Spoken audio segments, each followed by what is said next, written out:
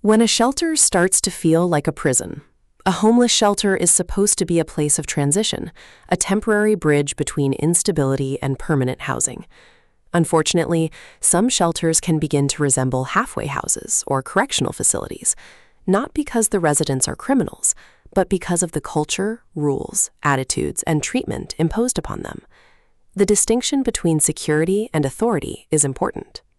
A security guard's responsibility should be to maintain safety.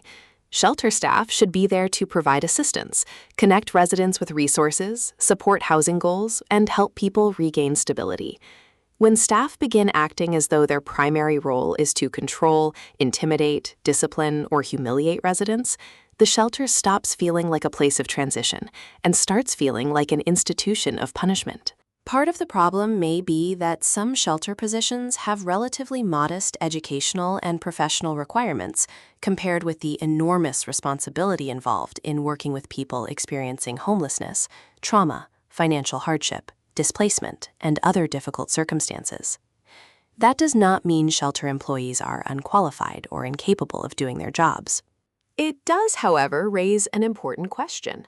Are staff receiving enough professional training in de-escalation, trauma-informed care, conflict resolution, disability awareness, housing advocacy, and respectful communication? Residents can sometimes witness behavior that feels less like professional social service work and more like the culture of a correctional institution. Gossip about residents, eye-rolling, dismissive expressions, sarcastic comments, favoritism, and an attitude that residents should simply obey rather than be treated as adults with dignity. When that happens repeatedly, people begin to feel as though they are being managed rather than assisted. There is also a troubling dynamic when certain long-term residents become unofficial extensions of the staff. A resident who has been there longer helps set up chairs and tables, performs favors, or develops a close relationship with employees, can sometimes begin behaving as though he or she has authority over everyone else. That can create what resembles the old trustee mentality associated with institutional environments. Someone who is technically a resident but begins acting as an enforcer or authority figure over other residents. That dynamic is particularly dangerous because it creates two classes of residents: the people who are treated as favored helpers and everyone else. Residents should not have to curry favor with staff or become unofficial assistants simply to receive basic respect.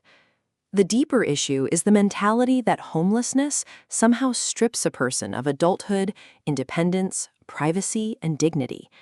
Being homeless does not make someone a criminal. Losing a home does not mean losing one's intelligence, accomplishments, employment history, family history, education, or right to be treated respectfully. Many people enter shelters after years of working, raising families, owning or renting homes, serving their communities, or maintaining independent lives. Some are there because of circumstances beyond their control. A shelter should therefore be designed around restoration, not degradation. Rules are necessary, security is necessary, accountability is necessary, but none of those things require staff to treat residents like prisoners. A successful shelter should ultimately be measured by how effectively it helps people leave the shelter, not by how effectively it teaches people to endure institutional conditions. The goal should be transition, not incarceration without bars. The people living in shelters need housing assistance, employment support, case management, transportation resources, medical and social service referrals, and a realistic pathway back to independence. They do not need to be reminded every day that they are powerless. A shelter may have rules, but residents still deserve dignity. A security guard may have responsibilities, but that does not make him a prison guard. And a staff member may have authority within the facility, but that authority should never become an excuse to forget that the people being served are human beings who are supposed to be transitioning back into society, not being conditioned to live under institutional control.